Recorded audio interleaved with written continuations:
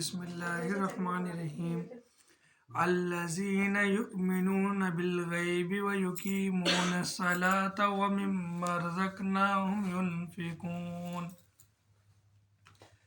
जो लोग गैब पर ईमान लाते हैं और नमाज कायम रखते हैं और हमारे दिए हुए माल में से खर्च करते हैं। जैसे कि पहले हमारी इस दर्स नबवी में आपने सुना कि ये वो किताब है कि जिसमें कोई शक नहीं, और ये किताब उन लोगों के लिए जिन्होंने परहेज़ की, जो परहेज़गार हैं, जो मुत्तकी हैं। और अल्लाह ताला आगे बता रहे हैं कि ये किताब और किन किन लोगों की है। ये जो कुरान पाक हमारी किताब है, ये उन लोगों की है जिन्होंने परहेज़ किया, जो मुत्तकी हैं और जो गैब पर ईमान लेकर आते हैं और जो नमाज कायम करते हैं। नमाज, हम जो नमाज पढ़ते हैं इससे पहले भी नमाज थी। ये जो हम नमाज पढ़ते हैं, जिस हालत में हम नमाज पढ़ते हैं, ये हमारे नबी सल्लल्लाहु अलैहि वसल्लम को मेराज की रात पर ये तोहफा मिला 50 नमाज़ों का। उसका नमाज का तरीक़ेकार ऐसा था। लेकिन हमारे नबी सल्लल्लाहु अलैहि वसल्लम से पहले भी लोग नमाज पढ़ते थे, इबादत करते थे। तो वो जो चलते हुए आ रहे थे, उनमें से जो लोग नमाज की तरफ थे थोड़े बहुत, लेकिन उनके दिल में कहीं ना कहीं इतनी सारी गुमराही के रास्ते में वो भटक गए थे, लेकिन कहीं ना कहीं उनके दिल में अल्लाह की याद और अल्लाह की इबादत थी। तो ऐसे लोगों के लिए ये किताब उतरी कि जो थोड़े बहुत जो भटक गए थे ना, उनको वापस राह रास्त पर लाया जाए।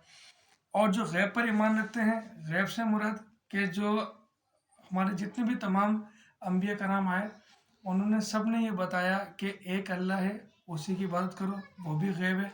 क़यामत आएगी और सबको मौत आएगी, ये भी गैब है। अल्लाह ताला ने फरिश्ते और जिन बनाए हैं, ये भी गैब है। अल्लाह ताला ने इस कुरान पाक से पहले जो भी किताबें उतारी और वो आसमानी किताबें थीं, ये आसमान से उतरी हैं ये किताब, ये भी एक गैब है। इन बातों पर ईमान रखना ये भी ज़रूरी है। अगर जो गैब पर ईमान नहीं रखता तो वो उसका ईमान कामिल नहीं है, वो मुसलमान नहीं है। और ऐसे लोगों के लिए ये किताब उतरी है जो गैब पर ईमान रखते हैं। अल्हम्दुलिल्लाह हम सब इस गैब पर ईमान रखते हैं। हमारा ये अकीदा है कि एक अल्लाह है जिसने अपने आप को हमसे पोशीदा रखा है, और क़यामत के दिन जब हिसाब किताब होगा तो वो हमारे सामने ज़ाहिर होगा। और क़यामत का दिन भी आएगा, ये भी गैब है, और इस पर भी हमारा ईमान और अकीदा है। अल्लाह ताला ने जो माल दिया है उसमें से खर्च करते हैं। जो भी अल्लाह ताला ने हमें जितना भी पैसा दिया है, अल्लाह ताला ने हमें ये हुक्म दिया है कि ये जो माल तुम्हारे मैंने पास दिया है, ये भी अल्लाह का ही है। और ये माल जो तुम्हें दिया जा रहा है, ये खालिसतन पूरा का पूरा तुम्हारा नहीं है। इसमें हमने कुछ अमानत रखी हुई है तुम्हारे अपने मुसलमान भाई के लिए, जहाँ तुम ये खर्च करो। अगर तुम ये समझते हो कि इस माल को खर्च करने से घाटा हो जाएगा, तो हकीकतन तुमने ये गलत फैसला सोचा, गलत सोच है ये, कि अगर तुम माल खर्च करते हो अल्लाह की राह में और तुम्हें ये लगता है कि ये मेरा माल कम हो जाएगा, तो असल में हकीकत में ये माल बढ़ जाएगा तुम्हारा।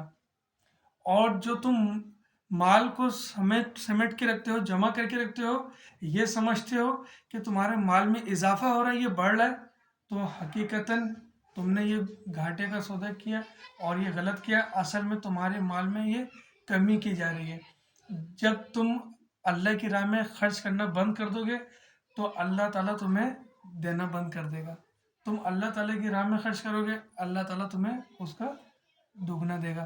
तो अल्लाह ताला से दुआ है कि अल्लाह ताला हमें हलाल रिज़्क़ कमाने की तौफीक दे और उसकी राह में खर्च करने की तौफीक अता फरमाए। आमीन।